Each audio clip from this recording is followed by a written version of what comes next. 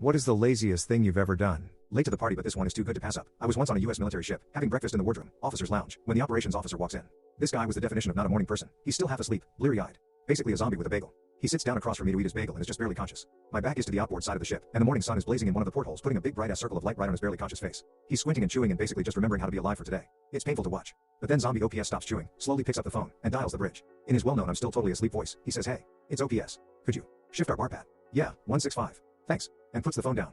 And then he just sits there, squinting, waiting. And then, ever so slowly, I realize that big blazing spot of sun has begun to slide off the zombie's face and onto the wall behind him. After a moment it clears his face and he blinks slowly a few times and the brilliant beauty of what I've just witnessed begins to overwhelm me. By ordering the bridge to adjust the ship's back and forth patrol by about 15 degrees, he's changed our course just enough to reposition the sun off of his face. He's literally just redirected thousands of tons of steel and hundreds of people so that he could get the sun out of his eyes while he eats his bagel. I am in awe. He slowly picks up his bagel and for a moment I'm terrified at the thought that his own genius may escape him, that he may never appreciate the epic brilliance of his laziness, since he's not going to wake up for another hour. But between his next bites he pauses, looks at me, and gives me the faintest, sly grin, before returning to gnaw slowly on his zombie bagel.